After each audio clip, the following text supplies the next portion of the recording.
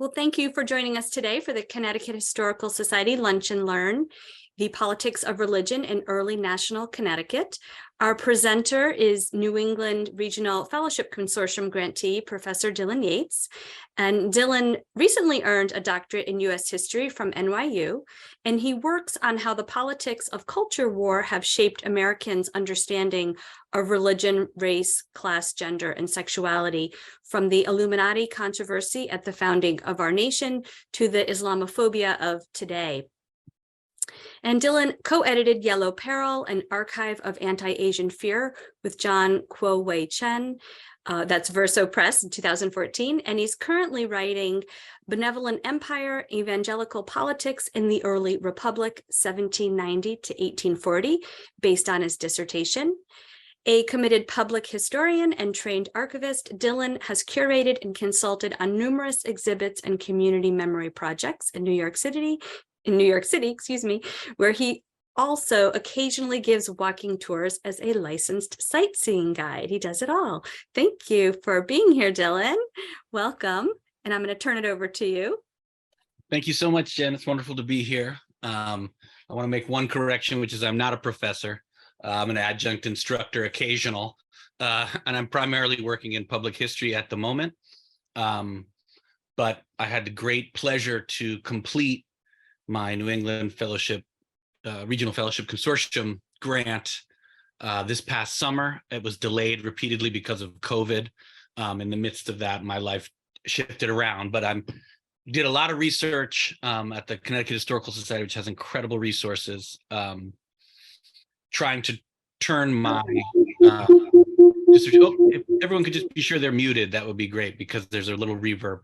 Trying to turn my dissertation into a book, which is going to be a very slow process, unfortunately for me, but something I'm very excited about. And it was really wonderful to be able to spend some time at the society this summer. So what I'm going to do is I'm going to give a little bit more background into my project, and then I'm going to talk a little bit about Connecticut. I'm going to keep it pretty informal, and then we'll have some time for question and answer about the last 15 minutes of the hour. As you could maybe potentially tell from my academic biography, I had sort of started my graduate work and public history work more focused on the politics of race and immigration more generally. And that's still a series of issues that I'm very committed to. I sort of started graduate school in the aftermath of the Iraq War, or the aftermath of the beginning of the Iraq War, which continued throughout my entire graduate career, and the rise of Islamophobia and living in New York. So I was very interested in that. And at one point, as I was sort of exploring for dissertation topics, I started, and over the course of editing Yellow Peril, I became very convinced that cultural politics and even culture war politics was very important in the 20th century and much of the 19th century in American politics and life, and really, in my opinion, structured many things. We can talk about that later. But one of the questions that I had was, before the official rise of nativism and the anti-Catholic and anti-Irish political movements, anti-immigrant political movements, what was this fanciful sort of pre-immigrant period like before there was religious and ethnic conflict at the heart of American politics? And what I found was there was no such period. And actually before this sort of official rise of some of this stuff, it was actually intra-Protestant conflicts that I ended up figuring out was really animating politics. And so that got me very excited, because it's A, sad, but B, it helps show that there's something inherent in the system and the processes that sort of leads to some of this cultural conflict that I wanted to explore. And I think it's actually in some ways somewhat hopeful, because it means that that these cultural conflicts and the political conflicts are in some ways produced, and if we understand them better, we can try to avoid them. Although, and so what I ended up focusing my dissertation on was the sort of political dimensions of what people call the Second Great Awakening. And the Second Great Awakening was a period, some people would say from the early 19th century, some people would say from after the War of 1812 through the 1830s, of intense religious organizing, especially in the northern states. And that movement has often been depicted purely in sort of social and religious terms, and I wanted to look at its sort of partisan political impact. That movement also has often been sort of analyzed as occurring in this moment of dramatic economic change, but not so much in terms of political change. So that was sort of what I wanted to focus on. And what I ended up determining over the course of my dissertation research and writing was that there's that in many ways, some of the fundamental issues that we're still dealing with as a country in terms of the relationship between religion and politics and the role of government that comes up anytime you begin to fight about what that relationship should be. You can kind of see this sort of first phase from 1790, right after the adoption of the federal constitution, through the 1840s, as this sort of first cycle that I think you could argue was the first of many cycles, where there's a sort of conflict and resolution over this issue. So my dissertation sort of traces, and the book will hopefully trace even better, the evolution of a particular form of religious politics, and then its sort of collapse, right in between what historians would call the emergence of the first party system and the emergence of the second party system. So 1840 is sort of recognized as sort of the second party system, which is when there's Democrats versus Whigs. That's the second party system. The first party system is Federalists versus Democratic Republicans, and in that cycle, one of the things that I was looking at was sort of why did this particularly underappreciated religious politics rise, and then why did it fall apart? And one of the things that I ended up inferring was that in the end, it was a political situation that inspired evangelical organizing to engage in a particularly partisan form of politics because it benefited them. And then at a certain moment, that politics got so intense that it stopped benefiting them and they decided to pull back. And that is sort of what established the tradition of the separation of church and state. So that's one of the things that I'm trying to write against, is a lot of times people assume that the First Amendment, which did not apply to the states, only applied to the federal government in the 19th century, that the First Amendment and the thoughts of a few influential founding fathers somehow determined how politics and culture and religion was operable across the United States. One of what I'm trying to do is show how actually this tradition of separation, which does exist, although it's always contentious, was actually much more a result of actions on the ground by thousands and thousands of people than a few words in the Constitution or in the private letters of some of the founders.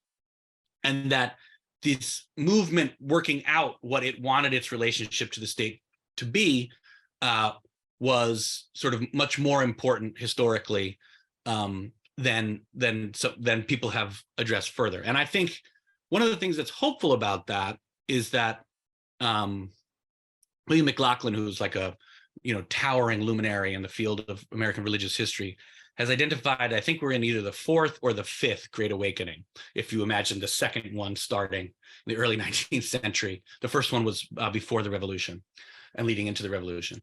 And I increasingly believe that at each of these awakenings, Americans forget how their predecessors navigated some of these really difficult issues about the relationship between religion and politics. And we kind of go through similar cycles over and over again. And I think if we could figure out how to learn about what happened in the past, that might equip us to better understand what's happening in the present. So with that, that's kind of what I was trying to do in my dissertation. And again, my argument, overarching argument, is that the sort of rapid political engagement of an incredibly organized Northern evangelical constituency associated with the Second Great Awakening, and then its political fragmentation and collapse ended up establishing some of the norms that dictated the mid-century political movement in the United States. Those norms being that there are two parties, national parties, that all white men should be voting, but not women, and not necessarily people of color, men of color, and that there should be a separation between church and state, that all those things kind of, and that there should be a limited federal government, that all those things kind of emerged out of these very complicated, and I think not fully appreciated yet by the historical profession, set of religious, cultural, political conflicts, mostly in the northern states, which is what I focused on. So I'm going to sort of lay out what I think happened, with a heavy emphasis on Connecticut, because this is the Connecticut Historical Society, going through, and then we can talk about it. So I hope that this format works for people. And so one of the takeaways that I came away with is that even if a lot of the conflict over political conflict and culture war conflict is using religion or other forms of difference as the weapon, a lot of times the issue is ultimately what politics boils down to, which is taxes, and who gets taxed, and where does the money come from, and where does the money go. And so I've tried in my work to connect these more cultural conflicts with these policy conflicts. And that can be very revealing, but also very confusing in certain ways. And I think that's an important thing to keep in mind when we're studying history in general, is that sometimes the thing that people are fighting about is not actually the thing that's necessarily motivating the fight, especially in a highly partisan political moment when the stakes are very high, and politicians as well as activists are scrambling for whatever they can to try to like appeal to people to get to protect their agenda or get their agenda through. And I think this is one of the inherent contradictions, or not contradictions, but difficulties of US democratic practice, is that the United States has, since its founding and before, been an incredibly diverse country, both in terms of ethnicity, coming from lots of different places, in terms of religion, lots of different rival religious practices and irreligious practices, a-religious and anti-religious even practices. And there's also a ton of geographic difference as well. And so the idea that there was ever one unified culture or ever one unified political program is not true.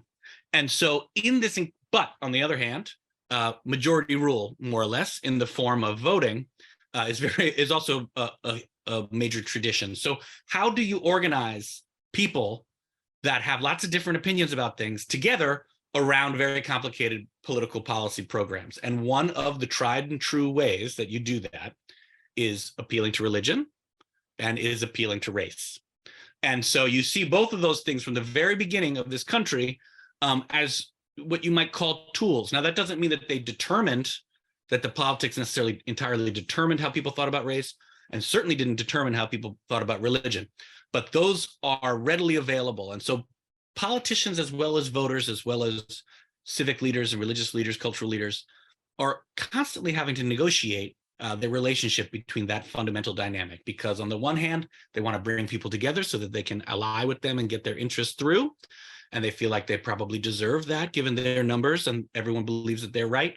On the other hand, once you engage with the political partisan organizing, the political system, things can get out of control very quickly because it can be very alluring to be able to impose your agenda onto somebody else or to seek special treatment, and that can really go awry. And so that's part of the sort of dynamic that I've been trying to trace in the dissertation, and also in the book. So to start at the beginning, one of the things that, or my beginning for this project, is that one of the things I was looking at was sort of the rise of a uniquely new form of evangelical organizing in the 1790s in the northern states. And what was new about this was that was how networked across the region it was, and how committed these Calvinist organizations, which have a complicated relationship with evangelizing in general, because in a lot of ways they are steeped in the idea that God is going to determine who learns how to read and who accepts the Bible. On the other hand, they really want to help that process, and so they are not typical. That's a very unique relationship to sort of spreading the word that many of the Calvinists, which was the predominant religious movement in the northern states in the 1790s, have. And their decisions about how to pursue that ended up having huge political impact, because one of the other things that a lot of people miss, but maybe not this audience, when they're talking about the early church-state concepts and divisions and ideas, is that the regions had a very different relationship to religion and a very different relationship to politics. The North, but I say regions, I really mean the states, different regions of the country. And for the most part, in New England, certainly, but also to a large degree in New York and Pennsylvania, the churches supported the revolution. The established churches supported the revolution, whereas in the South, the established churches were Anglican, and so they were largely, not entirely, but largely opposed to the revolution. So coming out of the revolutionary period, the political relationship between those two churches, now both established, both receiving state money, and I'll explain that in a second, but politically they had very different agendas and a very different relationship with the new independent US government. So when Madison and Jefferson were talking about the importance of disestablishing the churches, they're talking about Anglican churches, which during the Revolution remained connected to England and served as, in a lot of ways, as an extension of how many loyalists were trying to influence people to not support the revolution or to undermine the revolution. Whereas in New England, the established churches of New England were congregational. They were much more local. They had affinities with English churches, but no real formal connection the way that the Anglican Church was much more hierarchical did. And many of the Congregationalists and west of the Hudson, the Presbyterians, they actually saw the revolution as a way to dislodge the Anglican Church from a position of influence and in some ways a state-sanctioned position, which the British government had been imposing more and more as the revolution gained adherence and influence. So coming out of that, many of the state governments in the North wanted to reward these churches in different ways for their service during the revolution, and wanted to build societies with the churches that reflected sort of the spirit of those revolutions. Now, some of the differences here are that the congregational system technically is fiercely locally controlled, and the theological regulation of those churches is largely voluntary through ministers working together and joining different groups together and being in communion with each other and talking to each other about how things should go. So in that system, which was the predominant system across New England, with a certain similar, not identical, but similar versions in parts of New York and Pennsylvania and New Jersey,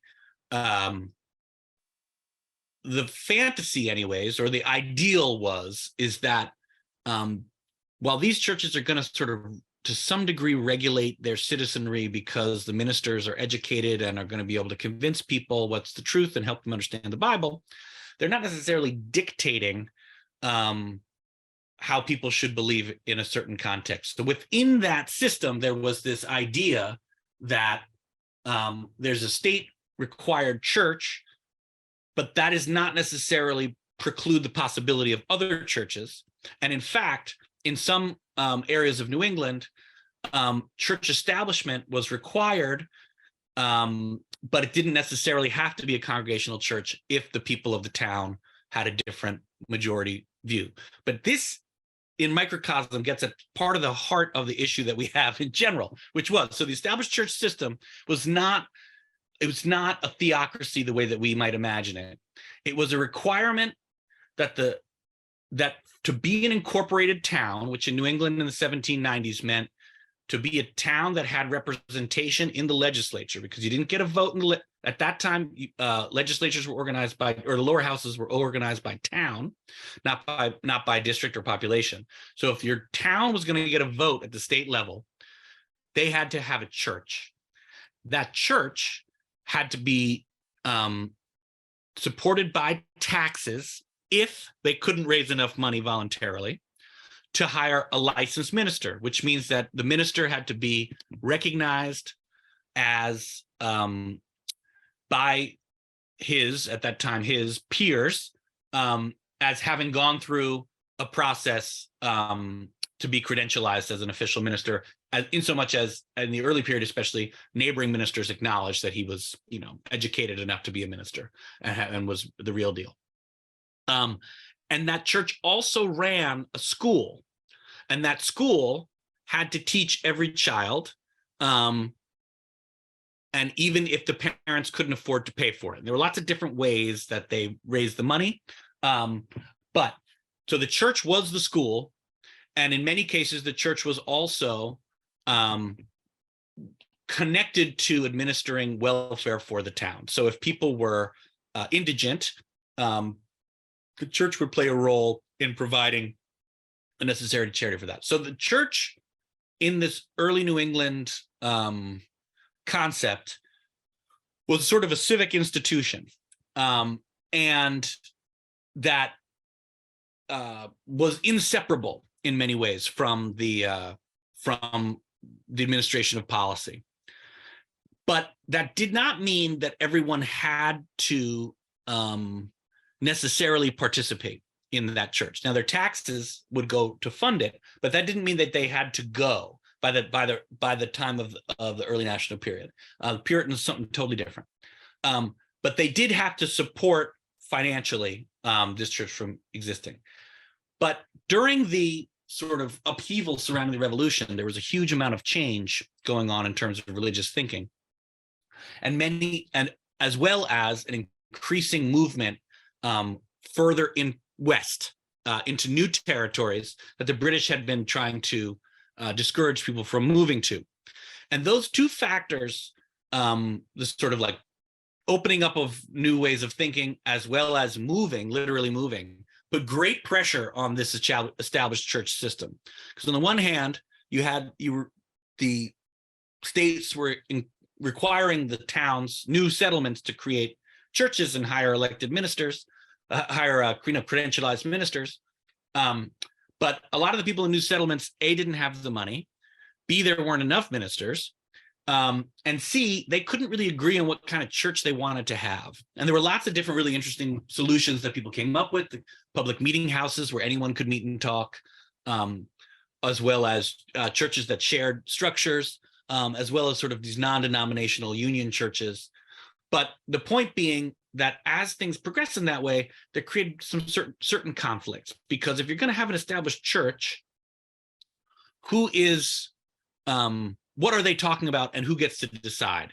And that became a very contentious issue throughout New England in this period.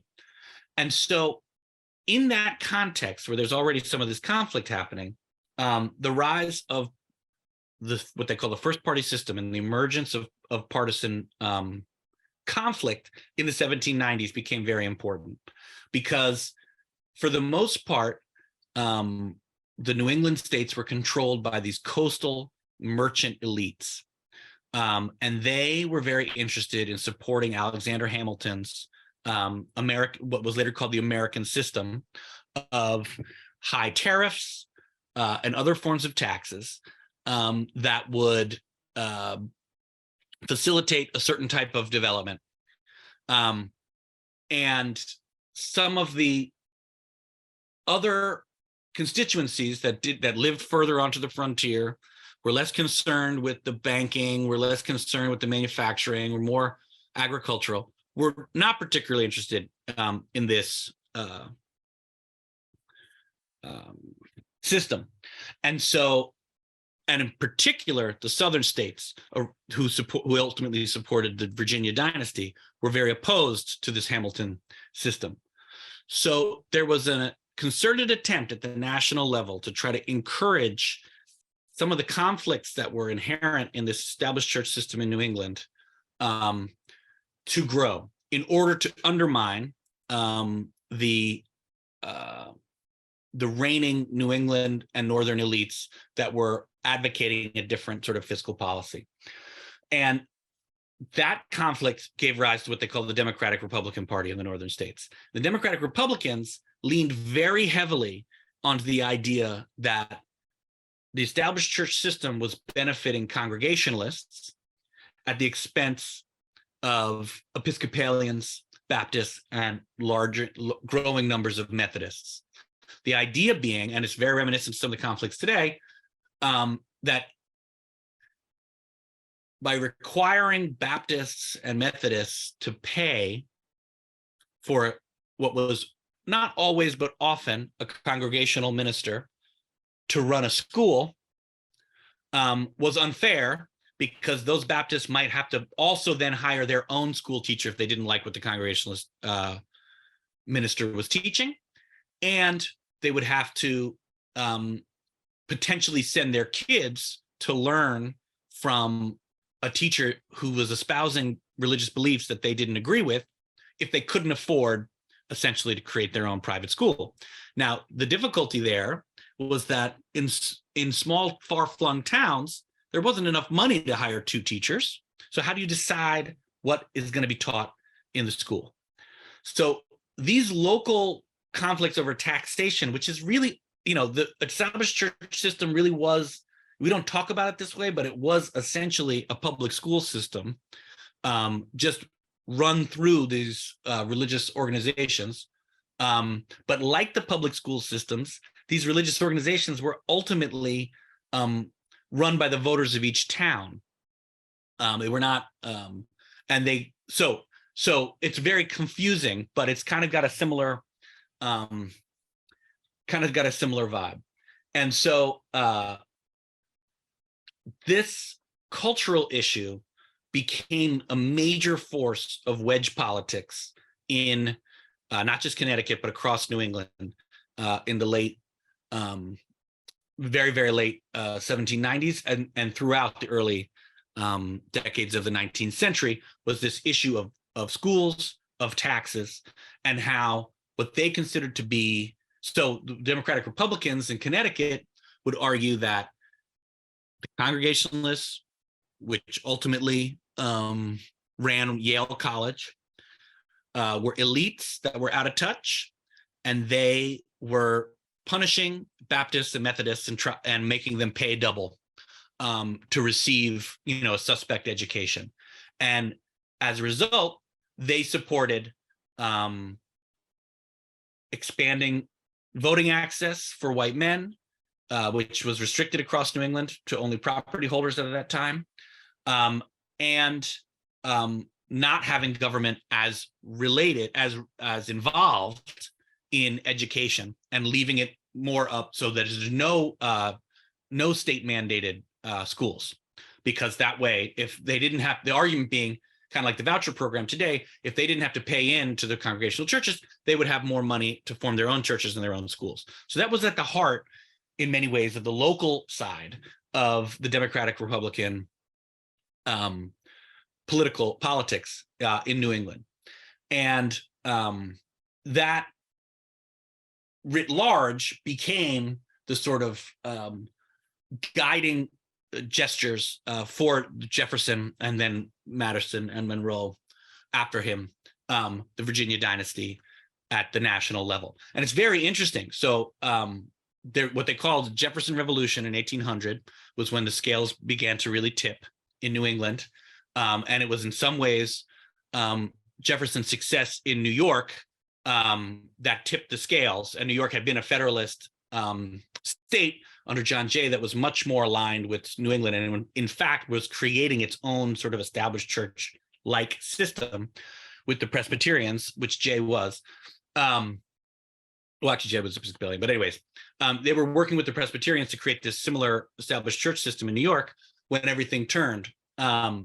So in this new moment, when Jefferson is on the rise, and it's very telling, Adams, who was technically what would later be called Unitarian, but was still then congregational, but in a various sort of liberal-leaning bent, during Jefferson's rise to prominence, Adams leaned heavily into what he called the Illuminati conspiracy, which was that Jefferson's ideas were these radical French anti-Christian, were allied with radical French anti-Christian organizers who were trying to undermine the faith of the United States. And the Illuminati conspiracy became a really big cause that Dwight, at president of Yale, all the governors of New England, many of the leading ministers espoused this Illuminati conspiracy that somehow France was working with Jefferson to undermine American democracy.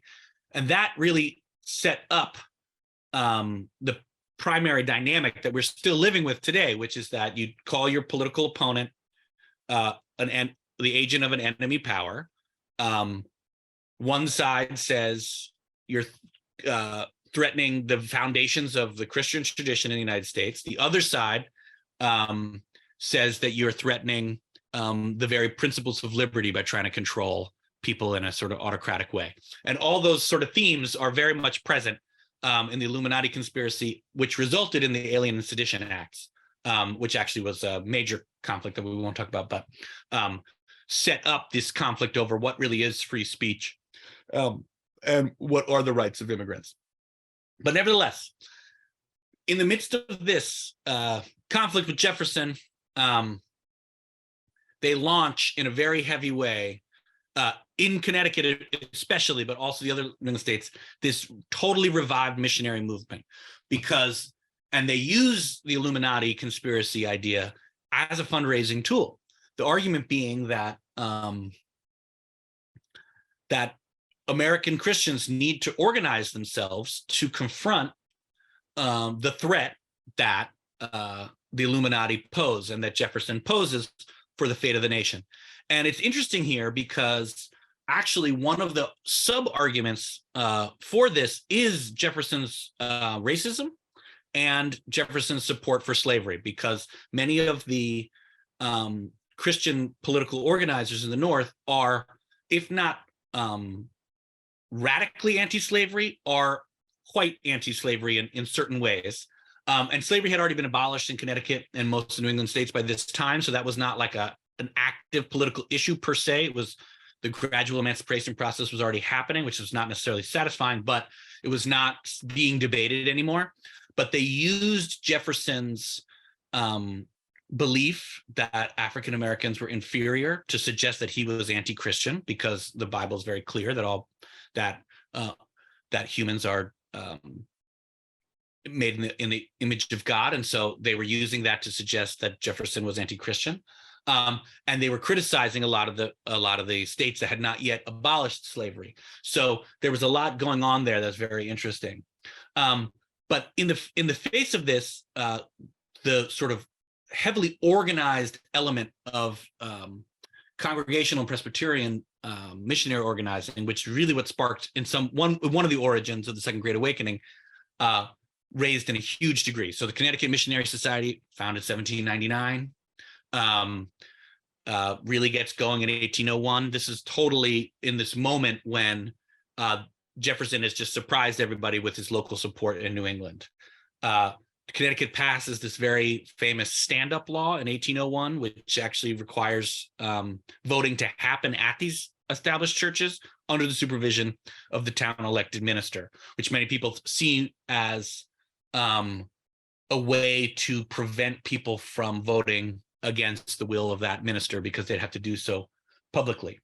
And once Jefferson is involved, does move into the White House, he stops referencing God in his, which Adams and Washington had both done. They had declared Thanksgivings and they had declared fasts and they had included religious language in their national addresses. Jefferson stops doing that and begins inviting prominent Baptists from New England to the White House to celebrate them. And his famous letter to the Danbury Baptists, as many of you on this call probably know, is his articulation that religion and politics should be separated, religion and the state should be separated rather, which is a dig at the Connecticut religious and political establishment, which is one sort of integrated thing, and is pledging sort of, at least implicitly, his support for these Baptists who are complaining about the stand-up law, as well as the fact that they're being doubly taxed. So that dynamic really animates Northern politics for the first few decades of the 19th century. And on the one hand, the Federalists who are associated with the established congregational churches, as well as the Presbyterian churches west of the Hudson, lose and lose and lose and lose and lose. At the same time that this semi-state-backed, semi-politically sanctioned missionary movement grows and grows and grows and grows and grows. In terms of the Connecticut Missionary Society, there's a New York version, there's a Massachusetts version, there's a Vermont version. They start founding colleges. They start creating first countywide, then statewide organizations. They raise huge amounts of money. They start sending out missionaries to the frontier settlements to try to organize churches. And all the while they're not officially political organizations or even official state organizations, their vice presidents are all sitting politicians. And Treadwell, John Treadwell is the lieutenant governor of Connecticut at this time, and he is the vice president of all of these organizations. And many of these organizations are actually collecting tax money through the established church system and through special state sanctioned lotteries and appeals. And so this is also part of the origin of this uniquely American sort of state-private, public-private matrix where, and we're doing this today very much so, where there are, people who have a state policy vision, but if they can't necessarily instantiate it because there's a political conflict, they'll do it privately, and back and forth and back and forth. And that's a big thing that I trace in my work, is how religious organizations in this period are trying to get state money, and when they fail, they get private money, and they are not decided yet how they want to go.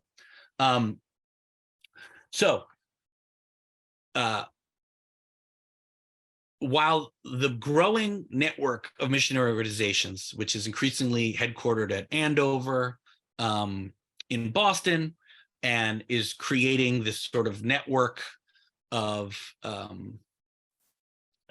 allied missionary organizations, is growing in its strength and its scope. Politically, the Jefferson politics is winning out. And right before the War of 1812, the Federalists decide to cut out the evangelical dimension of their campaigning. They have been campaigning against people against their opponents as anti-Christian. They have been sort of promoting various elements of the Illuminati conspiracy. And they decide to abandon that. And actually, that's the first instance in Connecticut history where a sitting governor did not run again for a governor. That's Treadwell. When Treadwell inherited in this period, most Connecticut governors became governor when the governor died and they were lieutenant governor, and they assumed the position, and you would often serve as governor until you died. And Treadwell, who was a major evangelical organizer and the head of one of the architects really of all this on the congregational side, organization building, he's asked to step aside because he's seen as politically a political liability. And the Episcopalian John Griswold is asked to run in his place to kind of calm people down a little bit, just to give you a sense of how tense that was. Well, the War of 1812 proves to be such a disastrous, such a disastrous policy decision that it kind of revives the evangelical dimensions of federalism. However, they are so outraged at the conduct of the war, which the United States almost lost, that they start, and the people of New England in particular are so freaked out that the British are going to win, that there's this mass religious organizing, protesting the conduct of the war, seeking, and then ultimately threatening to seek a separate peace with Great Britain. And in the end, there's this sort of quasi-miraculous victory that the United States, which everyone thought was about to lose this war, ended up in the end pulling it off in Lake Champlain and New Orleans. And all of a sudden, the Federalists are seen as traitors, and they begin to rapidly fall apart as a party. But in their place, these churches with these huge numbers of people that are subscribing to similar magazines, that are engaged politically in how to build a just society, remain. And they become a really potent force in the post-war politics. And I know I'm running out of time a little bit, so I'm going to cut a little bit into our Q&A. And I apologize for that. I just get kind of into this stuff. But the bulk of my dissertation and the bulk of this book when it comes out is going to be really about how these churches that emerged after War of 1812 set the political agenda in a way that historians haven't fully understood yet in the 1820s, late 18 teens and 1820s, surrounding the question of internal improvements. And the big political sort of element here is what people call and myself, I'm reframing an existing term, the politics of benevolence. And so it's after the War of 1812 that the Hartford Asylum is created to teach deaf people how to read. Sunday schools, Bible societies at the regional and national level are created in a major way. Anti-slavery organizing, as well as foreign missions. All of those are after, or it's right at the end of War of 1812 and after, and they're all being championed by this hybrid group of politicians and ministers. And politicians often on the wane, but in some ways moving forward. And a lot of their politics, and this is Lee Benson, who coined the term Jacksonian democracy in the 60s, referred to this period as the decades of confusion. This is in between the first party system and the second party system. But that's because a lot of these political decisions were being made within the churches.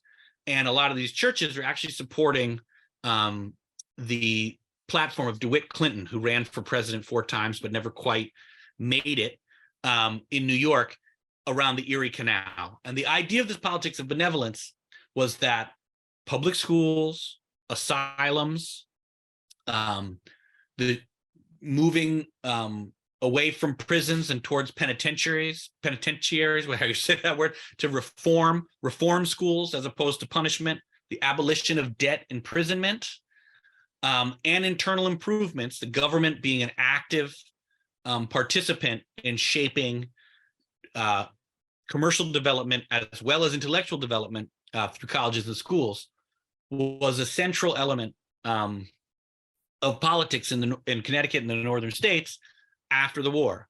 The problem, from a political standpoint, was it became very focused on evangelical culture. And actually after the war brought the Baptists and the Methodists in line with the Congregationalists and Presbyterians. They were no longer enemies after the War of 1812 because they all opposed it for the most part, and they began working together. However, they became increasingly alienated from the sort of non-evangelical, the groups that did not necessarily see spreading the word as central to their practice, but more so just revering the traditions, and did not want it to be part of the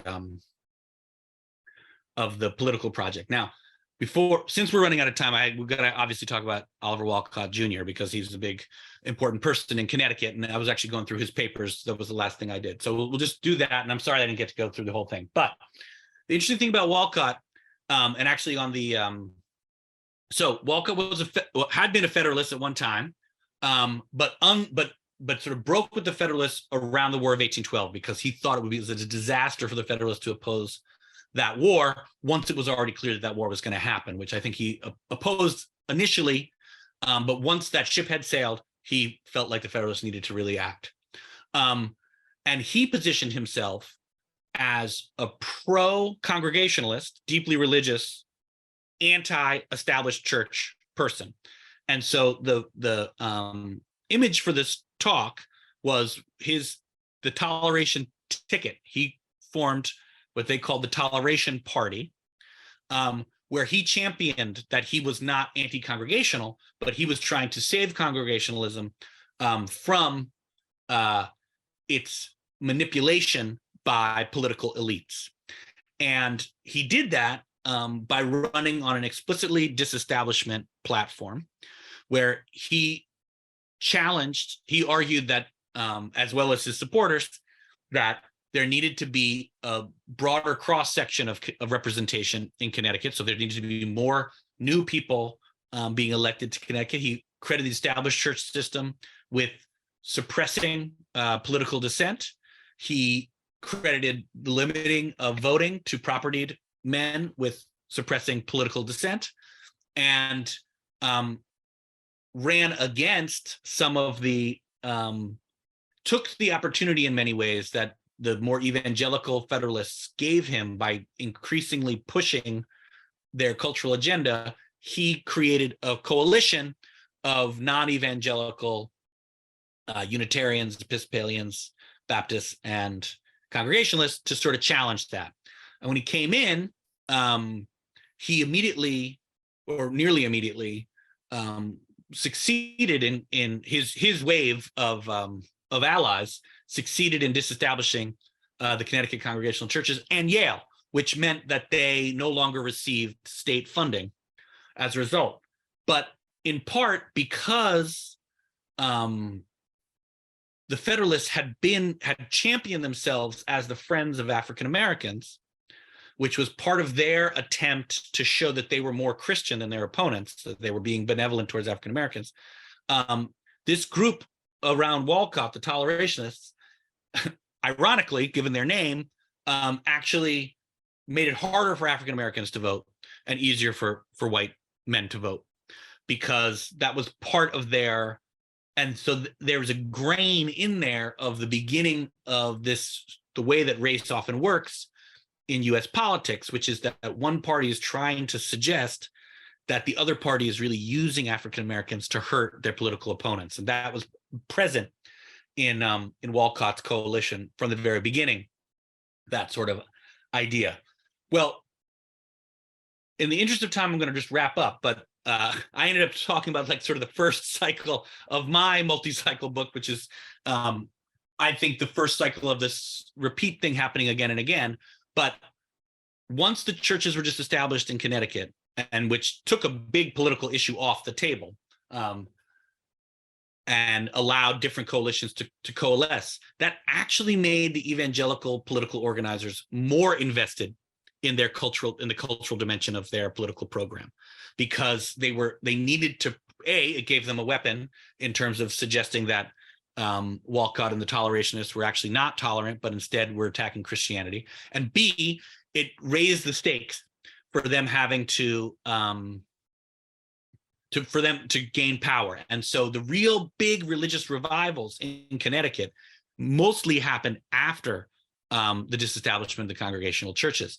And that was also increased anti-slavery activism. It increased anti-Masonic activism, which was the eventual barring of the Masonic order in Connecticut. It increased activism in support of Native Americans. and a lot of really, and as well as increasing activism to demand more funding for public schools. So this was a very complicated political movement, but in the end, because, and this is how my book ends, because as the contest got more and more intense, the anti-slavery critique, the anti-Masonic critique, all these critiques got more intense, and they alienated more and more groups of people because they were anti-alcohol, they were anti-dancing, they were anti-theater, and in the primaries, the politicians had to out sort of evangelical Christian each other because that was the winning formula. But in the end, that threatened to actually break apart the churches, similar to what's happening today at the national level. The politics threatened to break apart the churches. And people like Lyman Beecher, another famous Connecticut personality, who had been basically the person who helped build this whole movement, by the 1830s, when he sees that churches are about to shatter over the issue of Masonry and over the issue of slavery. And with that shattering, they're going to lose all of their political power because they're going to be divided, and they're not going to be able to fund all these programs. They're not going to be able to win any of these elections. Beecher actually becomes one of the main proponents for separating what should be religious discussion versus policy discussion, because he's afraid that the politics is going to tear apart the churches, even though he had spent decades arguing the exact opposite. And that's, I think, one of the important things that we have to look at when all this is that these things are changing very quickly. As much as they change in a direction we might not like today, they could change very dramatically in the other way. And that people are arguing what they're arguing within a political context. So I'm sorry that I went over, but if there are questions, I'd love to answer them right now. And then I also want to put my email in the chat, and I can, try to follow up with people afterwards as well. Thank you so much, Dylan. That was like complicated, interesting history. Nothing's just easy. Anyone have any questions? Please feel free to put them in the chat. Someone is asking, is it possible? I can send you the dissertation. Yeah. And I have an article, not on Connecticut, but on actually a later version of this coming out in the Pacific Historical Review in this summer. So keep your eyes open. That's actually about how this worked in the 1870s. That's the third Great Awakening. Anyone have any questions? You can certainly unmute yourself or put it in the chat. Anybody? We'll give people a minute to think.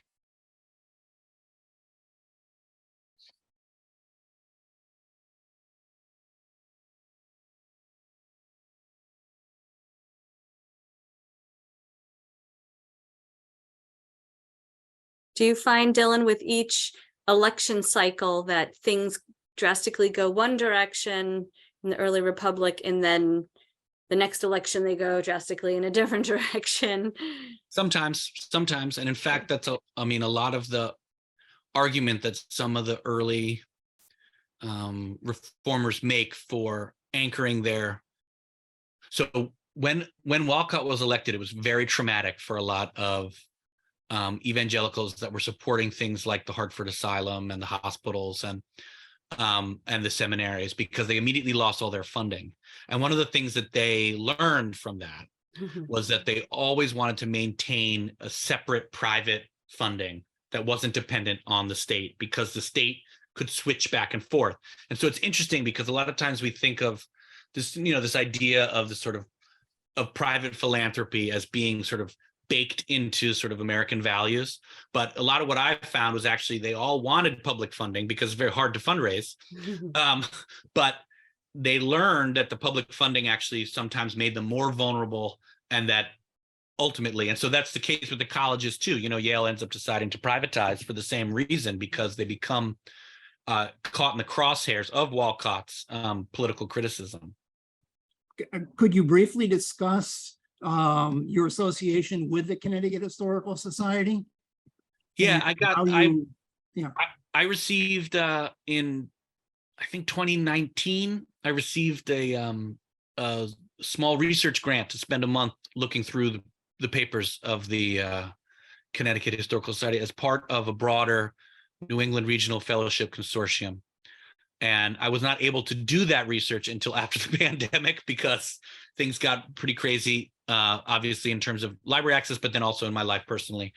And so I was finally able to do that research this past summer. And now I'm going through it to try to rework the dissertation. And Karen is asking, or she was saying she's a little bit confused over the established church's stance on Jefferson politics. Yes, the vast majority of Congregationalists in Connecticut were very opposed to Jefferson's politics. They considered him, Jefferson famously kind of cut up a Bible and cut out all the miraculous elements to try to create this sort of Jeffersonian practical Bible with no miracles. They did not like that. They did not like his stance on his claim that races had different intellectual abilities, and they did not like his financial policies, then they also didn't like him interfering with Connecticut culture, as well as his support for Tom Paine, who they really thought was basically the devil, and in some cases literally described him as the devil. So and it's interesting, they a lot of the, I hope I didn't give this impression, a lot of these groups engaged in pretty intense cultural demonizing in politics. On the other hand, reading a lot of these early evangelical critiques of Jeffersonian republicanism is very inspiring in certain ways. A lot of what they were saying was, they were the core, I would say, of their political belief was that humans are not strong enough as individuals to resist sin, and so you need groups, and that's why they thought that to work together to help each other out. And that's why they really felt that the established church system was important, because you needed a group of individuals to come together to help each other. And that they thought that Jefferson and Paine were encouraging people to go out on their own and not get checked by the sort of by the obligations and responsibilities that you would have to someone that you were in a sort of moral society with, a compact with. And so that's what they were trying to create with these schools and these organizations, was a way to keep each other accountable and keep each other honest.